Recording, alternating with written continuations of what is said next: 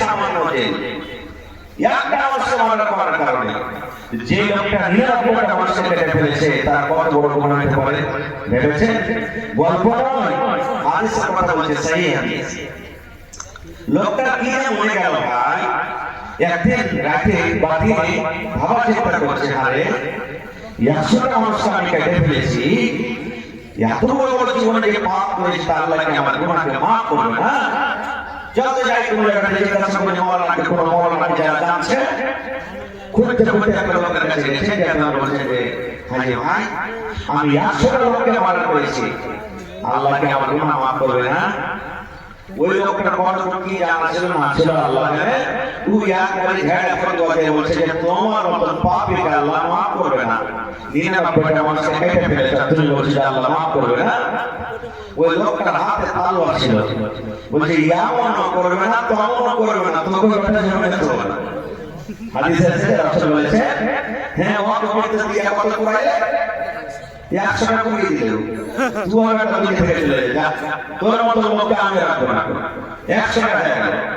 আবার ঘুরতে ঘুরতে ঘুরতে ঘুরতে চলে গেলেন আমার মওলানা আব্দুল সালাম সাহেবের কাছে। বলছেন মওলানা 100 লোককে আমি মার্ডার করে দিয়েছি, 100 লোককে আমি কাতাল করে দিয়েছি। ওই কাতালের মধ্যে কত মওলানা আছেন, কত নামাজি আছেন, কত ভালো মানুষ আছেন, কত মন্দ মানুষ আছেন, কত লোককে আমি চাইলে মেরেছি, কত লোককে না চাইলে মেরেছি। মওলানা আমার বড় ভুল হয়েছে, আমি আল্লাহর দরবারে কেঁদে কেঁদে তওবা করতে চাই, আমি জাহান্নামের আগুন থেকে বাঁচতে চাই, আল্লাহ কি আমার গুনাহ মাফ করবে না? মওলানা আল্লাহ কি আমার গুনাহ মাফ করবে না? এই দেখেন আল্লাহ দয়া করে কত সুবহানাল্লাহ, তার ভরসা। আমার মওলানা আব্দুল সালাম বলেছেন যে হ্যাঁ আল্লাহ মাফ করে দেবে তোমাকে, আল্লাহ যারা বলে আল্লাহ মাফ করে দিবে। একটা শর্ত আছে, কি শর্ত?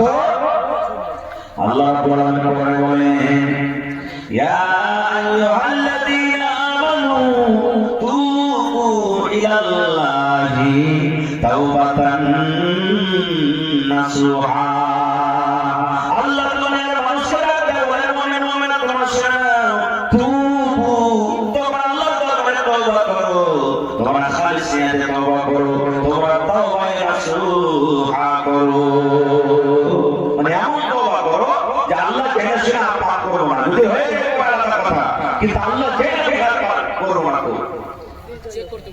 এই নিয়তে যদি তওবা করেন আল্লাহ মাফ করবে। তখন লোকটা বলছে আল্লাহ মাফ করবে আমাকে? হ্যাঁ। কি করতে হবে ভাই আপনার? বলছে আপনার খালিস তওবা করতে হবে আর তোমাকে এলাকা না ছেড়ে দিতে হবে। উদাহরণ দিয়ে আমি বুঝাচ্ছি আপনাকে। বলছে যে তুমি এক কাজ করো, তুমি চলে যাও সিরামলে, তুমি চলে যাও, আর এই সিরামলে তুমি চলে যাও, ওইখানে গ্রামে একটা মসজিদ আছে, ওখানে লোকেরা ভালো, ওদের কাছে তুমি থাকবে, নামাজ পড়বে, রোজা করবে, ওদের সাথে তওবা ইস্তিগফার করবে, আল্লাহ তোমাকে মাফ করবে। তালওয়ারটা ফেলে দিলে আপনি হাঁটতে লাগলেন, হাঁটতে লাগলেন, হাঁটতে হাঁটতে দেখবেন আপনাদের এলাকাতে সুবহানাল্লাহ, হাঁটতে হাঁটতে মনে করেন যে আরবিয়ার দিকে সব থেকে কাছে কাছে চক কি আছে আপনারা বলতে পারতে জানি না? জি আর বেলচা, বেলচা কোন জায়গায় আছে? বেলচা এদিকে বেশি কাছে না ওদিকে কাছে? আরবিয়ার দিকে কাছে নাকি? মনে করেন আমি বুঝাচ্ছি, এটা যেতে নিয়ে বেলচা হয়েছে ঘটনাটা বুঝার জন্য। নবী আমার বলেছেন হাঁটতে হাঁটতে হাঁটতে লোকটা বেলচা যখন পৌঁছে গেছে, আল্লাহ রাব্বুল আলামিন মালাকুল মউতকে ডাকতে বলছে যে ফেরেশতা মানুষের জান কবজ করে। আল্লাহ মালাকুল মউতকে ডাকতে বলছে, মালাকুল মউত ওই আমার গুনাহগার খাতাকার বান্দারে আর এই মসজিদে নামাজ পড়বে, তওবা ইস্তিগফার করতে যায়, ওখানে থাকবে, কাঁদবে কাঁদবে, আমার দরবারে তওবা করবে। আয় মালাকুল মউত যাও তাড়াতাড়ি তুমি, আর আমার পাপী গুনাহগার বান্দা তুমি জান খানা কবজ করে নাও। ও আরবে সিরামে ঢুকতে না পারে, রাস্তা দিয়ে জান কবজ করে নাও, জান কবজ হয়ে গেল।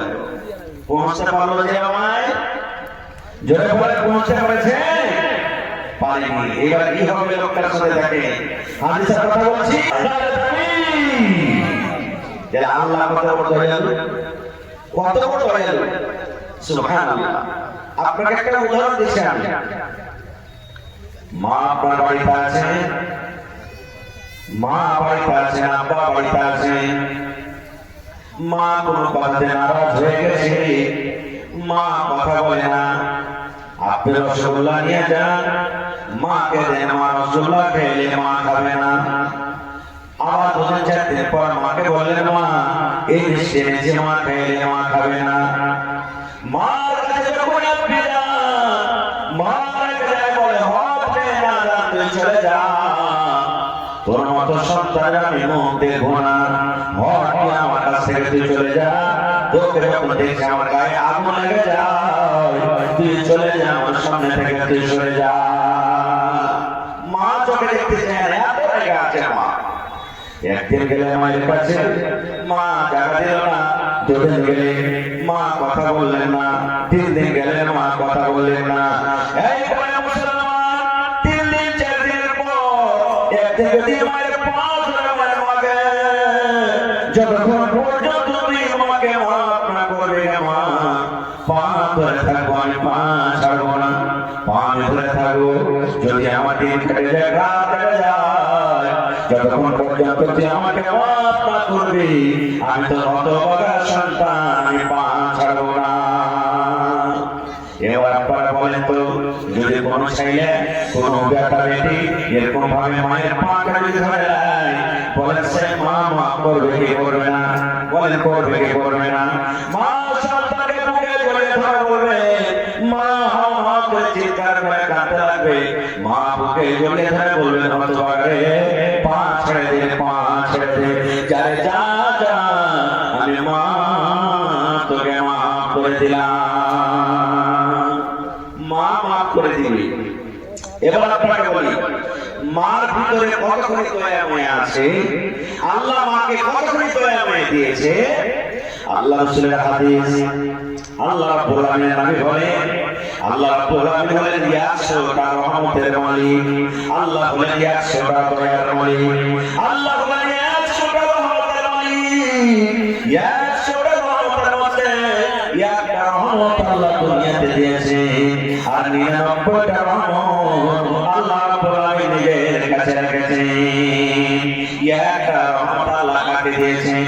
একটা রহমত আমাকে দিয়েছেন, আমার নানা মাওলানা আব্দুল সালাম সাহেবকে দিয়েছেন, আপনাকে দিয়েছেন, আমার মায়ের খালাকে দিয়েছেন, যারা দুনিয়া থেকে চলে গেছিলেন তাদেরকে দিয়েছেন, কিয়ামত পর্যন্ত যত মানুষ আছে আল্লাহ তাকে দিয়েছেন, জিনেরাকে দিয়েছেন, কুকুরকে দিয়েছেন, শাবককে দিয়েছেন, সাপকে দিয়েছেন, মুরগাকে দিয়েছেন, মুরগিকে দিয়েছেন, বান্দরকে দিয়েছে, বান্দরের মাকে দিয়েছে, কুকুরকে দিয়েছে, কুকুরের মাকে দিয়েছে, এন্দুরকে দিয়েছে, এন্দুরের মাকে দিয়েছে, জোঁককে দিয়েছে, জোঁকের মা বাপকে দিয়েছে, মশা মাছিকে দিয়েছে, তার কাটাটিকে দিয়েছে। কিয়ামত পর্যন্ত আল্লাহ রাব্বুল আলামিন যত মাখলুক দুনিয়াতে রয়েছে সমস্ত মানুষকে আল্লাহ একটা রহমত কোটি কোটি রেখে এক ফোঁটা করে দিয়েছে। একটা রহমত পায় মা যদি আমাকে আপনাকে মাফ করতে পারে বন্ধু, যে আল্লাহ রাব্বুল আলামিন রহমতের মালিক, যে আল্লাহ নিজের হাতে 99টা রহমত রেখেছে, সে আল্লাহ যদি বলেন রব্বানা জালামনা আনফুসানা ওয়া ইল্লাম তাগফির লানা ওয়া তারহামনা লানাকুনান্না মিনাল খাসিরিন, সে আল্লাহ দরবারে যদি তওবা করেন, আল্লাহ দরবারে যদি কাঁদেন, বলেন আল্লাহ রাব্বুল আলামিন গুনাহ মাফ করবেন কি করবেন না? নারে তাকবীর! আল্লাহ মাফ করবেন না করবেন না? যারা বলে সুবহানাল্লাহ, এত আল্লাহ দয়ালু, এত আল্লাহ তাবারক ওয়া তাআলা মেহেরবান। আল্লাহ কত বড় গুনাহ মাফ করতে পারে জানেন? একটা সহিহ হাদিস এসেছে, আল্লাহর নবী বলেছেন, বনি ইসরাইলে একটা লোক ছিল, ওই লোকটা 99টা মানুষকে কাতল করেছে। কত মানুষ? মানে এক কম 100টা, যাকে আমাদের ভাষাতে বলছে 99টা মানুষকে কেটে ফেলেছে। 99টা। এই জামানাতে যদি একটা মানুষকে মার্ডার করে দেন আপনি, মানার কারণে আল্লাহ জেলে যাবে, যারা আমার ভাইয়েরা মানা করে ওরা যাবে, ওর খানদান লোকে যাবে, চাষতো ভাই যাবে, চাষতো মামু যাবে, সব খানদান লোকে যাবে। বুঝছেন আপনি? জেনে বুঝে যেন আল্লাহ আমার এক ওয়াক্ত নামাজ না ছুটে, কোন মানুষকে যেন আমি কষ্ট না দিই। আল্লাহ রমজান মাসে ঠিকঠাক রোজা রাখতে পারি, কোন মাসে মানুষের যেন বিপদ না করি, কোন মাসে যেন চোখ করে না করি। একমাত্র তোমারই ইবাদত বান্দাগি করে যেন আমি নিজের জীবনটাকে শেষ করতে পারি। আল্লাহ তুমি আর তৌফিক দাও। নবী আমার বলেছেন, হে উম্মত, তুমি এরকম ভাবে আল্লাহ দরবারে দোয়া করে যাও, এরকম ভাবে তুমি আল্লাহকে ডাকো। যদি আল্লাহর ডরে, আল্লাহর ভয়ে, জাহান্নামের ডরে, যদি জাহান্নামের ভয়ে, কবরের ডরে, যদি আল্লাহর ভয়ে চোখে এক ফোঁটা পানি ঝরে যায়, আল্লাহ রাব্বুল আলামিন আপনার এই এক ফোঁটা চোখের পানির এত দাম আল্লাহ রাব্বুল আলামিনের দরবারে আপনার জীবনের গুনাহকে আল্লাহ মাফ করে দেবে। আপনারা বলেন, হাজি মাওলানা আল্লাহ গুনাহ মাফ করবে? জি, যখন একটা পাপী মানুষ, গুনাহগার মানুষ আল্লাহ দরবারে যখন ঘুরে আসে, ফিরে আসে, তওবা করে কান্দে কাটে, আল্লাহ তাবারক ওয়া তাআলা লোকটার উপরে কত খুশি হয়ে যাবে, কত খুশি হয়। একটা সহিহ হাদিস এসেছে, আল্লাহ নবী মুহাম্মদ সাল্লাল্লাহু আলাইহি ওয়াসাল্লাম বলেছেন, একটা লোক একটা ঘোড়া কিংবা গাধার উপরে চড়ে সফর করছে, গাধা কিংবা ঘোড়ার উপরে চড়ে একটা সওয়ারিতে সফর করছে। এবারে ওই সওয়ারির উপরে ওর পানি আছে, ওর কাপড় আছে, ওর খানা আছে, সব কিছু আছে। হাঁটতে হাঁটতে হাঁটতে কিছু দূর যাওয়ার পর লোকটা তখন আরাম করার জন্য একটা গাছের তলাতে হেলান দিয়ে বসেছে। লোকটা ঘোড়া থেকে ছেড়ে হেলান দিয়ে গাছের তলাতে বসেছে। বসতে না বসতে, খাসতে না, মানুষ নিয়ে চলে এসছে, চোখ বন্ধ হয়ে গেছে, নিয়ে চলে এসছে। কিছুক্ষণ পর যখন তার নিদটা ভেঙেছে, দেখছে তোর ঘোড়া নেই, কুণ্ডে চলে গেছে। আজ আপনি আশা করতে এসেছেন, আল্লাহর করে ভয়। যদি কোনো ভাইয়ের মোবাইল হারিয়ে যায়, ঘড়ি হারিয়ে যায়, গাড়ি হারিয়ে যায়, কষ্ট হবে না? হবে না? যেমন আপনাকে কষ্ট হবে না? হবে না?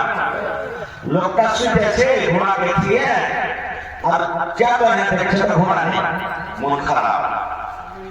এবার লোকটা আল্লাহ কি বলছেন, হে রব্বুল আলামিন, এত লম্বা সফর কেমন করে আমি করব? আশেপাশে কোনো গ্রাম দেখা যায় না, কোন লোকজন দেখা যায় না, কোন মানুষজন দেখা যায় না, কেমন করে আমি যাব? আমার মনে হয় রাস্তাতে আমার মত হয়ে যাবে রব্বুল আলামিন, আর আমি বাড়ি ঘরে যেতে পারবো না, কারণ আমার ঘোড়াতে আমার খানা আছে, খানা খাবো তো আমার জান বাঁচবে, খানা আমার কাছে নাই। ঘোড়াতে আমার পানি আছে, পানি পান করবো, আমার ঘরে ঠান্ডা হবে, পানি আশেপাশে নাই। কোন মানুষের যদি জিজ্ঞাসা করবো, আশেপাশে কোন লোকজন নাই। দেখা যায় না, কেমন করে আল্লাহ আমি কেমন করে আমার সফরটা কাটবো? এই ভাবা চিন্তা করতে করতে নবী বলেছেন, কোন দিক থেকে হঠাৎ করে তার সবাই তার সামনে হাজির হয়ে গেল। এই ভাবা চিন্তা করতে করতে করতে তার সবাই আমার সামনে হাজির হয়ে গেল। এবার বলেন, লোকটা খুশি হবে না হবে না? সবাই থেকে খুশি হবে না হবে না? হাদিসের কথা বলছি। আল্লাহ রাসূল বলেছেন, লোকটা দেখে আমার ঘোড়ার উপরে যেমন খানা রেখেছি তেমন রাখা আছে, যেমন পানি রেখেছি তেমন রাখা আছে, যেমন কাপড় রেখেছি তেমন রাখা আছে।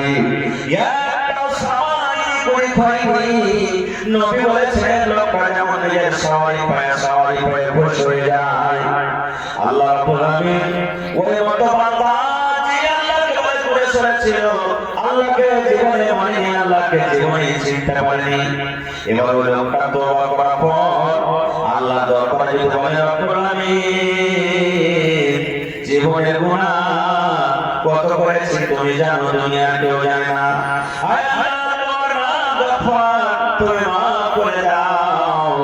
আল্লাহ রাব্বুল আলামিন বলেন বান্দারে ওই লোকটা ঘোড়া পায়ে যতখানি খুশি হয় আমি আল্লাহ একটা গুনাহ করার পর পাপ করার পর একটা বান্দা কিংবা বান্দী যখন আমার দরবারে তওবা করে আমি আল্লাহ ওই ঘোড়া থেকে বেশি খুশি হয়ে যাই। স্বামীর হক আদায় করতে পারো, স্বামীর কথা আমাকে মানতে হবে, স্বামীর আমি হক আদায় করতে পারবো। নবী গো একটু দয়া করে বলেন তো আমি যার বিবি হব, আমি যার স্ত্রী হব, আমার উপরে আমার স্বামীর হক কতটুকু রয়েছে? দেখেন নবীর কাছে জিজ্ঞাসা করলেন শেখার জন্য। এবার আপনাকে বলি দুনিয়াতে তো নবী আসবেন না ভাইয়া, দুনিয়াতে নবীর কাজ শেষ হয়ে গেছে। দুনিয়াতে কে নবীর কাজ করবেন? আলিম ওলামারা কাজ করবেন, আলিম ওলামারা কাজ করবেন। তা আপনার মাদ্রাসা খোলা আছে বেটিকে তালিম দেওয়ার জন্য, শিক্ষা দেওয়ার জন্য। আপনার বাড়িতে বাড়িতে কোনো আলিম ওলামা পড়াইতে যাবে না তো, বা আপনি টিউশনে রাখবেন অল্প স্বল্প শিখাইতে পারবেন। মাদ্রাসাতে রেখেছেন 200-250 টাকা নিয়ে ছেলেরা পড়ালেখা করছে, এক জায়গাতে 8জন-10জন শিক্ষক আছে, শিক্ষিকা আছেন, তাদের কাছে ইলম হাসিল করছে। তাহলে আল্লাহ নবীকে মহিলারা দেখেছেন, আল্লাহ নবীকে সওয়াল করেছেন, শরীয়ত জেনেছেন, দিন জেনেছেন। এবার নবী দুনিয়াতে নাই, নবীর কাজ কে করবেন?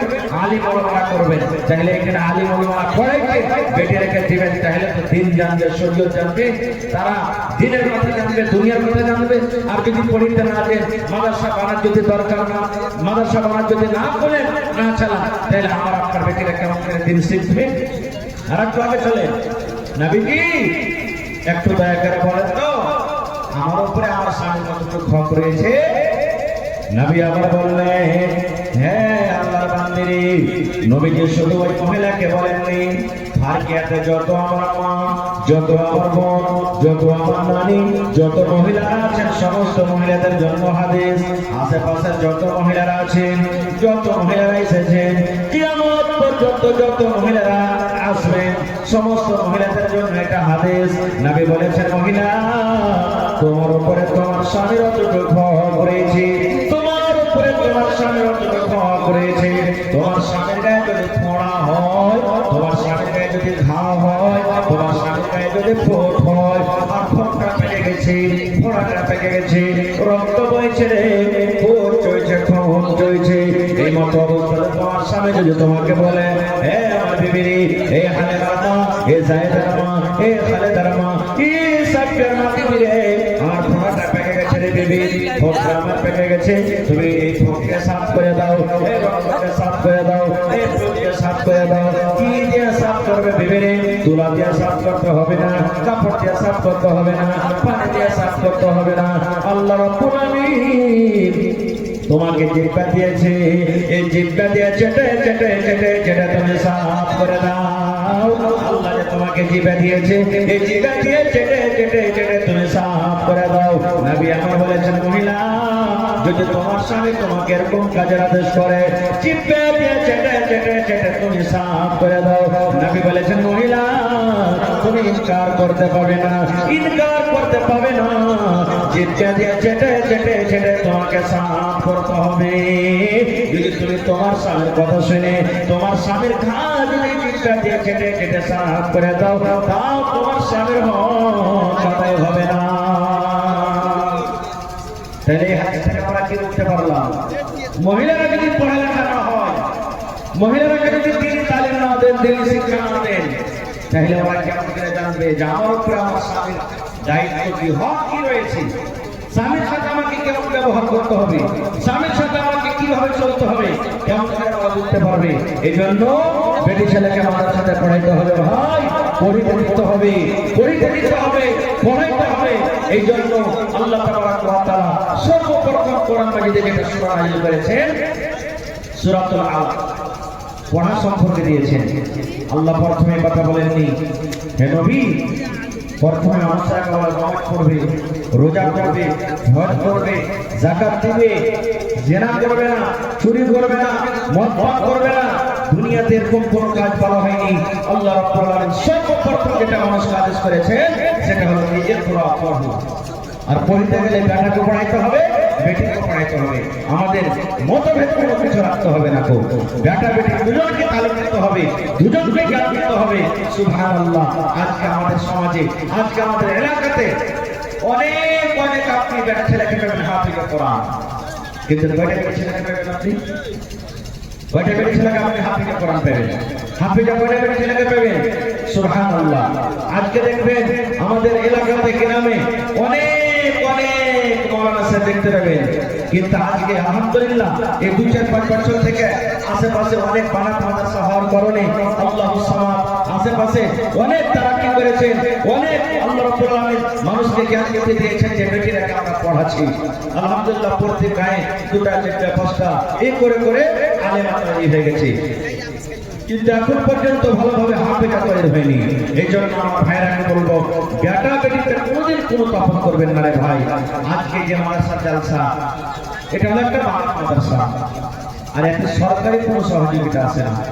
আমার মাওলানা জালালউদ্দিন সাহেব আপনাদের সামনে মাদ্রাসা যেটা বেওরা মাদ্রাসা যেটা ডিটেইলস আপনাদের সামনে শোনাইলেন, আপনারা শুনলেন যে আজকে যে বানাতটা ছিল, এই বানাতটা একটা আগে স্কুল ছিল, কিন্তু আমার ভাই মাওলানা আব্দুল সুবহান সাহেব হাফিজাহুল্লাহ আপনাদেরকে মশওয়ারা নিয়ে আপনাদের সহযোগিতাতে এই স্কুলটাকে হটিয়ে কি করেছেন, বানাত মাদ্রাসার কিয়াম করেছেন।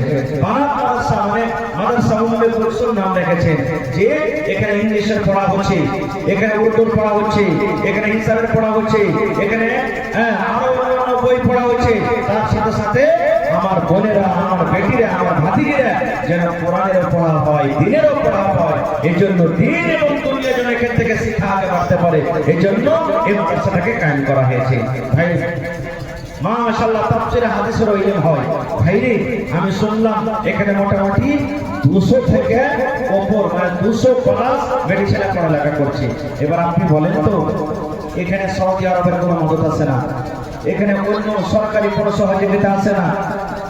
আর বেটিশাল মাদ্রাসা একটা গোলাপ ফুল, বেটিশাল মাদ্রাসা গোলাপ ফুলের মতন। বেটিশাল মাদ্রাসাতে অনেক খরচা, আপনারা জানেন যে কত খরচা হয়ে গেছিল মাদ্রাসাতে। প্রথম ঘরের দরকার, বলবেন আমার বেটিশাল মাদ্রাসাতে কি ঘরের দরকার লাগবে না? মেলে মাদ্রাসা দেখবেন বেটিশাল মাদ্রাসাতে আপনার কি বলছে গেটম্যান নেই, কিন্তু বেটিশাল মাদ্রাসাতে গেটম্যান লাগবে। বেটিশাল মাদ্রাসাতে মেলে মাদ্রাসাতে বাউন্ডারি করা নেই, চাহার দেওয়ারি নেই, ঘেরা ঘোরা করা নেই। বেটিশাল মাদ্রাসাতে চাহার দেওয়ারি করতে হবে উঁচা করে, যেন কোনো লুচ্চার আপনার উপর থেকে 4 থেকে গাড়ি চড়ে ফেলা না পড়ে। কেন? আপনার বেটি দেওয়া আছে, আপনার ভাতিজি দেওয়া আছে, আপনার বোন আছে, আমার বোন আছে, আমার বেটি আছে। কাল যদি কোনো ঘটনা ঘটে যায়, আমি দৌড়িয়ে মাদ্রাসায় চলে যাবো আর মাদ্রাসায় গিয়ে পড়বো, আলোচনা করবো। এই জন্য যেদিকে যেদিকে আপনি কদম তুলবেন টাকার দরকার আছে, বিনা টাকাতে ভাই চলবে না। তো আমার ভাই আব্দুল সুবহান সাহেব বলছেন, মাওলানা আমার মাদ্রাসাতে 200 বাচ্চা আছে, 200 বাচ্চার মধ্যে থাকার আমার কিন্তু জায়গা নেই। কোনো রকম ক্লাসের জায়গাটা হয়েছে, কিন্তু ওখানে থাকতে গেলে রুমের দরকার আছে, আর রুম সরকারি বাহির থেকে কোনো রকমের ফান্ড আছে না। তো আজকে আপনাদেরকে দাওয়াত দেওয়া হয়েছে জালসার মাধ্যমে যে আমি আপনাদেরকে ডাকবো, আর এই মাদ্রাসার জন্য, বানাতের জন্য আমার ভাইরা যতদূর পারবেন সাহায্য করবেন। কেউ হয়তো ইট দিয়ে দিলেন 1000, কেউ হয়তো সিমেন্ট গালা দিয়ে দিলেন 10 গোড়া, কেউ হয়তো 1 ঘন্টার রং গালা দিয়ে দিলেন, কেউ হয়তো বালু গালা 1 গাড়ি দিয়ে দিলেন, কেউ হয়তো গিট্টি গালা 1 গাড়ি দিয়ে দিলেন। এই করে করে করে করে আমার ভাইদের কাছে আমি সাহায্য রাজন্য হাত বাড়াচ্ছি। মাওলানা একটু আল্লাহর ওয়াস্তে সব মানুষকে ডাকতেন, আর ডাক দেওয়ার পর এই বানাত বেটিশাল মাদ্রাসার জন্য একটু আপনি সবকে বলেন।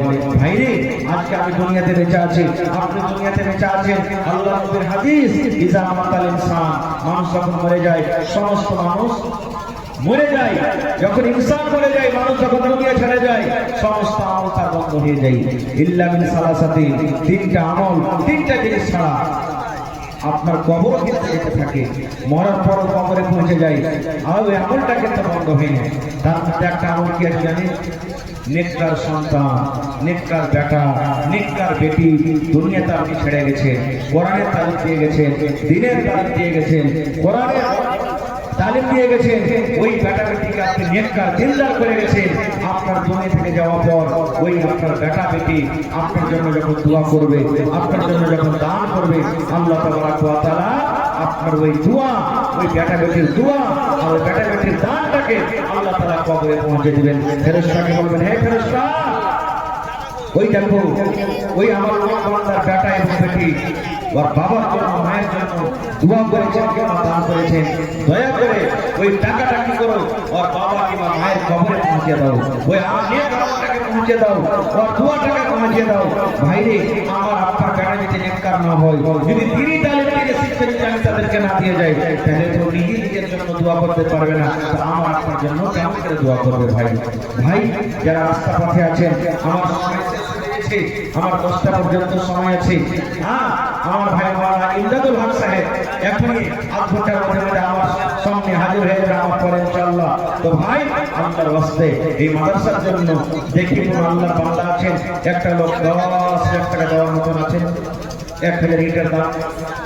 দেখি কোন আল্লাহর বান্দা এমন আছেন আজকে জালসাতে, কোন আল্লাহর বান্দা 1 গাড়ি ইটের দাম দিতে পারবেন? কারণ এই মাদ্রাসাতে আমার দুবার আসা হলো। এই আপনার যে উত্তর দিকে মাদ্রাসা আছে, বেটাছেলের মাদ্রাসা, আমার এই ফারিকা গ্রাম একটা এমন গ্রাম, আল্লাহুস সামাদ, অনেক ঠিকাদার আছেন এখানে, অনেক মাস্টার আছেন, ডাক্তার আছেন, বিজনেসম্যান আছেন, মোটা মোটা আকারে তারা দান করেছেন। আলহামদুলিল্লাহ, এই মাদ্রাসা এই গ্রামের কয়েকটা ঠিকাদারকে আমি দেখছি, এলাকাতে পাড়ায় জালসা কামে যাচ্ছি, প্রত্যেক জালসাতে দেখছি ভোট করে করে আমার ভাইরা 5000, 2000, 4000, 10000 যেমন এখানে মাদ্রাসা, ওই মাদ্রাসাতে ওনারা দান করছেন। মায়েরা খেলাটাকে বলবো, মহিলা প্যান্ডেলে চাদর দিয়েছে, হ্যাঁ মহিলা প্যান্ডেলে চাদর পড়ছে, মায়েরা খেলাটাকে বলবো, হে আমার বোন, হে আমার মায়েরা, আপনাদের জন্য, আপনাদের আগে বাড়ার জন্য, আপনাদের তালিমের জন্য, আপনাদের শিক্ষার জন্য আজকে জালসা কায়েম করা হয়েছে। এই জন্য মায়েরা দিদিকে বলবো, আপনারা খুব মন দিয়ে দিয়ে চাদর ভর্তি করে করে দান পাঠান, আল্লাহর রাস্তায় চাদর ভর্তি করে করে দান পাঠান। সুবহানাল্লাহ। গত রাতে আমার জালসা ছিল কি বলছেন খায়রগঞ্জে, আল্লাহুস সামাদ, ওখানে বেটা ছেলেগুলো যেমন দান করেছে, আমার মা খালারাও মন খুলে খুলে তারা দান করেছে। মোটামুটি 4 থেকে 5 চাদর দান আমার হাতে এসেছে, আল্লাহুস সামাদ। আজকে দেখি আমার মায়েরা খালারা দিদিরা কত দূর আজকে এই বানাত মাদ্রাসার জন্য দান করতে পারছেন। টাকা থেকে নিয়ে, সিমেন্ট থেকে নিয়ে, ইট থেকে নিয়ে, গিট্টি থেকে নিয়ে, কানের বালি, নাকের, হাতের এই সমস্ত গয়নাগাটি গালাকে দান করতে পারবেন এবং ছাগল বকরি গালাকে দিতে পারবেন। এবং যদি পারেন কোন আল্লাহর বান্দা বান্দি 1 কাঠা 1 কাঠা জমি বিক্রি করে এই মাদ্রাসার জন্য দিয়ে দিবেন, মাদ্রাসাতে রুম তৈরি করা হবে। আসেন তো দেখি, 30টা লোক 1 পারা করে কোরআনের দাম 1 টাকা 1000, কেউ আছেন এখন? অনেক ভাই আছেন আলহামদুলিল্লাহ। আজকে জালসাতে দেখেন প্যান্ডেল থেকে বেশি রোডে আমার ভাইরা ঘুরে বেড়াচ্ছে, সুবহানাল্লাহ। জি, আজকে মোটামুটি 10 টাকা হতে চলছে ভাই আমার। আর কত আপনারা বাজারে চা পানি খাবেন ভাই, বাতাস চলছে ঠান্ডার সময়। হ্যাঁ, এই জন্য আপনারা সবাই মিলে যে একটু মজলিসটাতে আসেন আর গেটে যে নিয়াত করে এসেছেন, আল্লাহর রাস্তায় দিয়ে দেন। আমি 10 থেকে 15 মিনিট আপনাদের সামনে আছি, 10-15 মিনিটের মধ্যে আল্লাহর রাস্তায় নিজের দানটাকে আপনারা দিয়ে দেন। তা আসেন তো দেখি, একটা লোক 10 লাখ টাকা দেওয়ালা কেউ আছেন, একটা লোক 5 লাখ টাকা দেওয়ালা কেউ আছেন, এবং 30টা লোককে আমি বলবো 1 টাকা 1000, 30 পারা কোরআনের দাম, কেউ 1 পারার দাম দিবেন 1000, কেউ 2 পারার দাম দিবেন 2000, কেউ 500 টাকা যদি দেন 8 পারার দাম হলো। এই করে করে করে আসেন তো দেখি কোন আল্লাহর বান্দা আছেন। মাশাআল্লাহ, আমার হাতে সর্বপ্রথম একজন আমার ভাই 500 টাকা দান করেছেন, মাশাআল্লাহ, জাযাকাল্লাহ। রব্বানা যালামনা أنفسنا وإن لم تغفر لنا وترحمنا لنكونن من الخاسرين ربنا آتنا في الدنيا حسنة وفي الآخرة حسنة وقنا عذاب النار اے رب العالمین তোমার একজন বান্দা বেনামিতে 500 টাকা দান করে দিয়েছে, আধা পারা করে দাম 5000 টাকা মনে করে তুমি কবুল করে নাও। আল্লাহ আরো একজন তোমার বড় বান্দা না বলেনি রব্বুল আলামিন 1000 টাকা জমা করে দিয়েছে এক পারা কোরআনের দাম আল্লাহ জি 1 লক্ষ টাকা জমা করে তুমি কবুল করে নাও আল্লাহ যতদিন দুনিয়াতে বাঁচবি ইমানের হালাতে রাখো নেককার করে রাখো দিনদার করে রাখো আল্লাহ হাতে টাকাতে পয়সা তুমি বরকত দাও মা বাপ দাদা দাদি নানা নানি শ্বশুর শাশুড়ির আগে কাছে ভালো রাখো আর যারা কবরে চলে গেছে তাদের কবরে তুমি জান্নাতের বিছানা দিয়ে দাও রব্বানা তাকাব্বাল মিন্না ইন্নাকা আনতাস সামিউল আলিম আমিন আর একজন ভাই আমার 20 টাকা দান করে গেল আল্লাহ তার দানকে তুমি কবুল করো মাশাআল্লাহ আমার ভাই ইসমাইল সামেতি সাহেব 3000 টাকা জমা করে দিলেন মাশাআল্লাহ মাশাআল্লাহ আসেন ভাই তাড়াতাড়ি করে আসেন মাশাআল্লাহ জাযাকাল্লাহ আমার ভাই সামেতি সাহেব ইসমাইল ভাই 3000 টাকা জমা করে দিলেন 3 পারা কোরআনের দাম আল্লাহ 3 লক্ষ টাকা জমা করে তুমি কবুল করে নাও মনের আশাকে আল্লাহ পুরা করো রোজি রোজগারে আল্লাহ বরকত দাও কামাই ধামাই আল্লাহ বরকত দাও দুনিয়ার ভেজাল দুনিয়ার ফিতনা থেকে আল্লাহ বাঁচিয়ে রাখো যতদিন দুনিয়াতে বাঁচবে ইমানের হালাতে রাখো নেককার করে রাখো আল্লাহ যে সামনে থেকে আবার কামিয়াব করো হে আল্লাহ এটা মনে রাখো রব্বানা তাকাব্বাল মিন্না ইন্নাকা আনতাস সামিউল আলিম আমিন সুম্মা আমিন আসেন ভাই তাড়াতাড়ি করে আসেন লেট করিয়েন না 10-15 মিনিট আপনাদের সামনে আছি আলহামদুলিল্লাহ আপনারা যতটি আছেন খুব ভালোবাসে শুনলেন আর আল্লাহ দয়া আল্লাহ রহমতে আপনারা ভাগীদারি হয়ে গেলেন কারণ যে জায়গাতে দিনে কথা হয় যে জায়গাতে আল্লাহর জিকির হয় যে জায়গাতে নবীর জিকির হয় সেই জায়গাতে আল্লাহর ফেরেশতারা এসে নিজের রহমতের পাখা দিয়ে ঢেকেলেন আর ঢাকা পর দোয়া করে হে আল্লাহ যত লোক কাম করলেন বা যত লোক আল্লাহ বসে বসে তোমার জিকির আজকারে শামিল থাকলো আল্লাহ তাকে পরে তুমি দয়া করো আল্লাহ তাকে পরে তুমি রহম করো আল্লাহ তাকে গুনাহ তাকে মাফ করো এবং আল্লাহ তাকে রোজি রোজগারে তুমি বরকত দাও মায়েরা খালারা আপনারা নিজের নিজের দানটাকে খুব তাড়াহুড়া করে পাঠান আল্লাহুস সামাদ তো বাত মাদ্রাসা ভাই আমাদেরকে চালাইতে হবে এত পিছনে থেকে কিন্তু ভাই মাদ্রাসা চলবে না তো কি ব্যাপার কিছু বুঝতে পারি না এলাকার মধ্যে যত জালসা হয় মোটামুটি 30-40টা জালসা হয় এলাকাতে সব থেকে আজকের জালসা দেখছি একবারে খালি খালি মনে হচ্ছে উদাস মনে হচ্ছে আর মহিলা পেটে জায়গা দেওয়া যায় না সুবহানাল্লাহ ভাই এরকম ভাবে কাজ চলবে না ভাই একটা বাংলাতে কাহাবত আছে মিলা জুলা করি কাজ হারি জিতি নাহি লাভ যদি কোনো মানুষ আগে বাড়েছে আপনাকে সাথ দিতে হবে একলাই কেন কোনো কাজ করতে পারবে না ভাই কাহারই হিম্মত নাই এটা শুকরিয়া আমরা যে করেছে করার কারণে আমরা নিজের বেটিরাকে ওখানে দিতে পেরেছি যদি নিজে না আগে বাড়তো না যদি করতে পারতো তাহলে হয়তো আমাদের বেটিরা আমরা দূরে অত পাঠিয়ে পারতাম না অত বেশি বেশি করে খরচ দিতে পারতাম না যার 4টা 5টা বেটি হয়তো একটা বেটিকে বাইরে পড়াতে পারতেন বাকি এলাকা হয়তো পড়াতে পারতেন না শুকরিয়া মানান গ্রামে যখন হয়েছে তা আপনার বেটিরা কিছু কিছু কিছু কিছু করে সবাই শিখবে আলহামদুলিল্লাহ দিন শিখবে আল্লাহকে জানবে নবীকে জানবে শরীয়ত জানবে ভালো মন্দ বলতে পারবে এই জন্য এই বানাতে দরকার আছে ভাই বানাতে আপনারা সহযোগিতা করেন কোনো আল্লাহর বান্দা এরকম না থাকে যে আমি 10 টাকাও দিয়ে যাই বাপ আছে 5টা 10টা ভাই আছে এবার গ্রামের লোক যদি আপনাকে বাইকাট করে দেয় হয়ে যায় কোন মানুষ তার বাড়িতে সালাম কালাম করবে না কোন মানুষ তার বাড়িতে যাবে না রে বাইকাট হয়ে থাকবে বলেন মুসলমান আপনি গ্রামে কেমন করে বাস করবেন কেমন করে চলাফেরা করবেন গ্রামের জন্য উল্টা গ্রামের সরকার আপনার জন্য উল্টা গ্রামের মুখে আপনার জন্য উল্টা গ্রামের গোটা মানুষ আপনার জন্য উল্টা এই মতো নবীজিকে বাইকাট করে দিলেন পানি খাজুর যা ছিল সব শেষ হয়ে গেল এবার বাচ্চারা কিন্তু ক্ষুধার জ্বালাতে ভোকের জ্বালাতে কাঁদতে লাগলেন কি খাবেন কি খাবেন কি খাবেন ওরে সুবহানাল্লাহ গাছের পাতা গাছের ছাল চাপিয়ে চাপিয়ে চাপিয়ে খায় দিন কাটাচ্ছে অনেক কষ্ট আমি ওদেরকে যাবো না 3 বছর পর ওদেরকে ওয়াদা হয়ে ছিল আল্লাহ রাব্বুল আলামিন আদেশে ইস্তেনাবুদ হয়ে গেল শেষ হয়ে গেল 3 বছর এত কষ্ট করেছেন নবীজির জন্য কে ওর চাচা আবু তালেব এখনো কিন্তু আবু তালেব মুসলমান হয়নি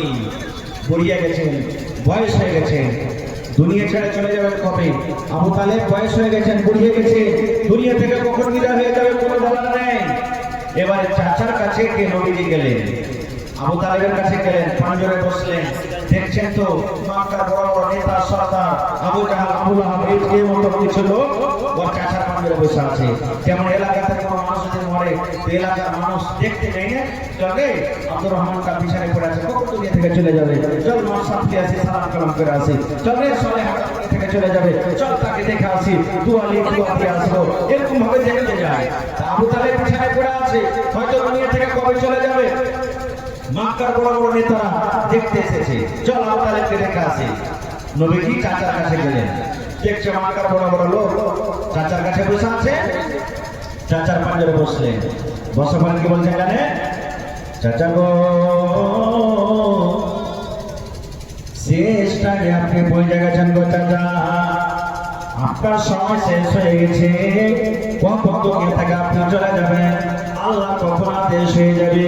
চাচা গো, আমার জন্য আপনি কত কষ্ট করেছেন চাচা, আমার আব্বা যা দুনিয়াতে নাই, আব্বার মুখ আমি দেখতে পাইনি, জীবনে কোনোদিন আব্বাকে আব্বা বলে ডাকতে পারিনি। আব্বার মতো আপনি লালন পালন করলেন, আব্বার মহব্বত মায়া ভালোবাসা আপনি আমাকে দিলেন। মা দুনিয়াতে দেখেছি, কিন্তু মায়ের মহব্বত মায়ের মায়া পাইনি। মা 6 বছর বয়সে দুনিয়া থেকে চলে গেছেন। চাচা গো, মায়ের মতো মহব্বত করেছেন আপনি, আব্বার মতো মহব্বত করেছেন। চাচা গো, আমার জন্য আপনি কত জীবনে কষ্ট করেছেন, মক্কার লোকেরা কত আপনাকে গালি দিয়েছে, আমার জন্য কত আপনি ঝগড়া লড়াই করেছেন। চাচা গো, শেষ বেলাতে আপনাকে আমি বলি, আপনি যে আমার জন্য এত কষ্ট করেছেন, আল্লাহ রাব্বুল আলামিনের বিধান, আল্লাহ রাব্বুল আলামিনের আইন, যারা শিরকের হালাতে মারা যাবে, যারা কালেমা পড়বে না, যারা মুসলমান হবে না, আল্লাহ রাব্বুল আলামিন তাদের জন্য আল্লাহ জান্নাতকে হারাম করে দিয়েছেন।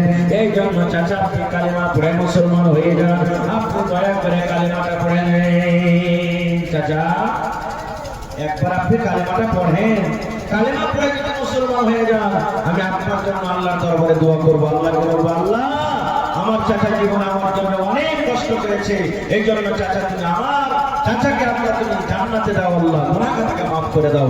এইভাবে আমি আল্লাহর দরবারে সুপারিশ করবো, হয়তো আল্লাহ আমার সুপারিশ করবে, কবুল করবে। কিন্তু চাচা, যদি আপনি মুশরিক হয়ে মারা যান, কালেমা না পড়ে, তাহলে কিন্তু আমি কোনো বেঈমান মুশরিকের জন্য আল্লাহর দরবারে সুপারিশ করতে পারবো না। যখন চাচাকে এরকম ভাবে কথা বললেন, তখন মক্কার বড় বড় নেতারা যারা বসেছিল, ওরা কি বলছেন জানেন? আবু তালেব, আরে তোর ভাতিজা পাগল হয়ে গেছে নাকি রে? মরার টাইমে তুই দুনিয়া ছেড়ে চলে যাবি আর বাপ দাদার ধর্মটাকে তুই ছেড়ে দিবি? এতদিন কি মানলি না, এখন কি মানবি মরার টাইমে? না, খবরদার, তোর বাপ দাদার ধর্মে তুই থাক, খবরদার ভাতিজার ধর্ম তুই কবুল করবি না। নবীজি আবার বললেন, চাচা গো, একবার কালেমা পড়লেন চাচা, একবার কি আপনি কালেমা পড়লেন, তাহলে আল্লাহ রাব্বুল আলামিনের দরবারে আপনার জন্য আমি সুপারিশ করব। আল্লাহ রাব্বুল আলামিন আমার চাচা জীবনে কত গুনাহ করেছে, গুনাহ হয়েছে, আল্লাহ দয়া করে তুমি আমার চাচার গুনাহকে মাফ করে দাও। চাচা, একবার আপনি কালেমা পড়লেন, নবীজি বারবার বলেন কালেমা পড়ার জন্য, আরব থেকে মক্কার বেঈমানেরা বলে, বারবার বলে, খবরদার ভাতিজার ধর্ম কবুল করবি না। শেষ কথা কি হলো জানেন? আবু তালেব কি বলে বলছে? আবু তালেব ভাতিজাকে বলছে, এই ভাতিজা মুহাম্মদ, আমি জানি না তুমি বলে সত্য ছেলে, তুমি বলে আল্লাহর আখরি নবী, তোমার কোরআন সত্য, সব আমি মানছি ভালো রে, সব আমি জানছি তুমি ভালো ছেলে, তুমি আল্লাহর পেয়ারা বান্দা। কিন্তু ভাতিজা রে, আজকে যদি আমি কালেমা পড়ে মুসলমান হয়ে যাই, আজকে যদি আমি আমার বাপ দাদার ধর্মকে ত্যাগ করে দিই, তাহলে আমার মরার পর মক্কার লোকেরা আমার বাপকে গালি দেবে, আমার মাকে গালি দেবে, আমার খানদানকে গালি দেবে, নানা রকম কলঙ্ক লাগাবে। এই জন্য ভাতিজা, আমি তোমার ধর্ম কবুল করবো না, তোমার ধর্মে আমি যাবো না। আমার এই ধর্ম, অর্থাৎ আমার বাপ দাদারা যে ধর্মে দুনিয়া থেকে চলে গেছেন, আমি আবু তালেব আমার বাপ দাদার ধর্মে আমি চলে গেলাম। আবু তালেব ওই হালাতি মুসলমান হলেন না, মুশরিক হয়ে মারা গেলেন। নবীজি কি বলেছেন জানেন চাচার ব্যাপারে? এই নওজওয়ান যুবক একটু ভালো করে শুনেন রে ভাই, বলে একটা ঠান্ডা করে শুনেন। আহা, কি বলেছেন? নবী আমার বলেছেন আমার চাচা আমাকে এত ভালোবেসেছেন, বেটার মতো করে আদর করেছেন, আমার অনেক হেল্প করেছেন, আমার জন্য পাহাড় হয়ে গাছ হয়ে দাঁড়িয়ে থেকেছে। কষ্ট করার পর আমার চাচা জীবনের মতো জাহান্নাম থেকে রেহাই পাবে না। আমার চাচা সারা জীবনের মতো জাহান্নামের আগুনে জ্বলবে। দেখেন শিরক কি জিনিস, কিন্তু হ্যাঁ নবীজি একটা কথা বললেন কি, আল্লাহ রাব্বুল আলামিন আমার চাচার ব্যাপারে দয়া করেছেন। আল্লাহ রাব্বুল আলামিন আমার চাচার উপর একটু মায়া করেছেন, কি দয়া, জাহান্নামের ভিতরে